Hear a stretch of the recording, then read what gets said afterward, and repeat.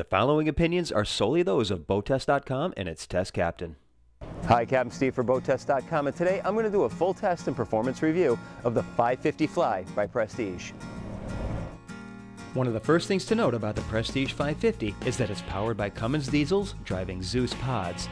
The second thing to note is that she has two operational stations with the option for a third in the cockpit, which our test boat was outfitted with. We'll discuss that more in a moment, but first, let's start by taking a look at some of the operational features beginning at the lower helm. At the lower helm, there's sitting headroom. All electrical controls are over to the port hand side, and the switches are identified with icons for international use and backlit when activated. Dual 14-inch nav displays flank the autopilot mounted just ahead of the wheel. To starboard is the SmartCraft engine information display next to the Zeus joystick. I found the positioning of that Zeus joystick to be excellent as it fell right to my hand while facing aft and pulling us into a slip. As with the Flybridge control station, these digital engine controls offer additional accommodations for sync feature, single lever operation, and low power for docking motor trolling. And thankfully, Prestige didn't forget the addition of a lower footrest. The very large forward windshield with narrow mullions allows for excellent visibility. The Flybridge is accessed via a companionway to the port side of the cockpit. The Flybridge helm is to port, and Prestige went with a pod-style helm molded from fiberglass. Sightlines are excellent, especially along the port hand side, and notice how you have a clear view of the port quarter with the companionway hatch open. Thanks to the height of the Cummins engine controls and the adjustable tilt wheel, I found the 550 comfortable to operate from either the standing or sitting position.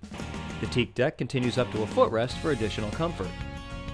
A third control station is located in the cockpit, and I found this position to be particularly useful for either pulling into a tight slip, or in our case, on test day, med-mooring the 550. This aft station is not only equipped with a Zeus joystick, but also the optional bow thruster controls.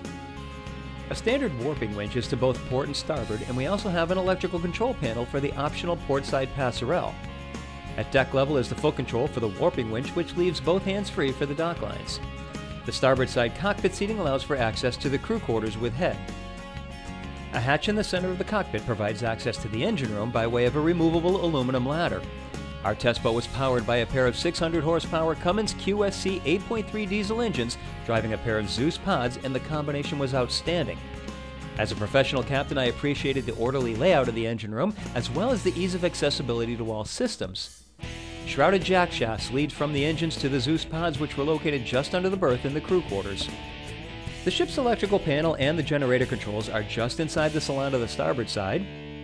Access to the bow is comfortable and safe thanks to the stainless grab handles running along the cabin sides, the reasonably wide 21-inch or 53.3 centimeter side decks, and courtesy lights along the length. Notice how the cabin sides curve slightly out from the bottom to the top to give you just a little more shoulder room as you traverse these side decks. As you move towards the bow, rail height is 35 inches or 88.9 centimeters.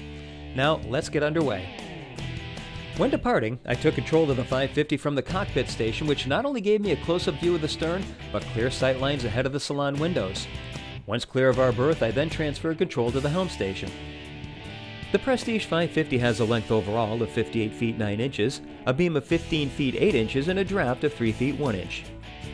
With an empty weight of 39,022 pounds, half fuel, and 5 people on board, we had a test weight of 43,195 pounds.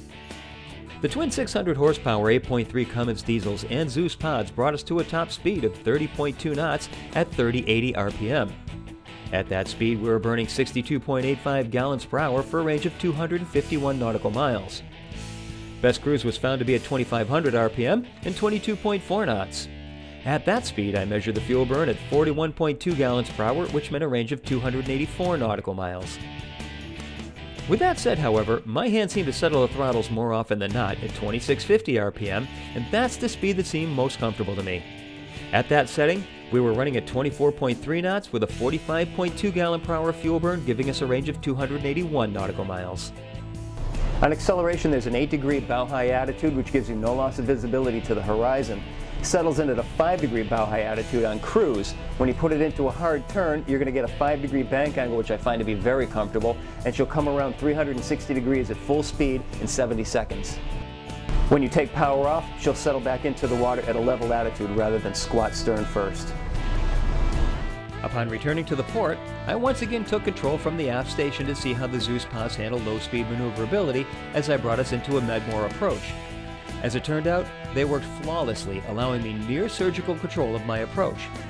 I will say that you do have to have a little bit of faith in the mechanics, as there's no clunking into gear, and the operation is so silky smooth that the only telltale sign that things are working is the boat's gentle response to your hand on the joystick. The Cummins diesels and Zeus pods are nothing short of an outstanding combination. In my opinion, this is an excellent handling boat with a very solid and stable feel. And that's my full test and performance review of the 550 Fly from Prestige. For BoatTest.com, I'm Captain Steve. We'll see you on the water.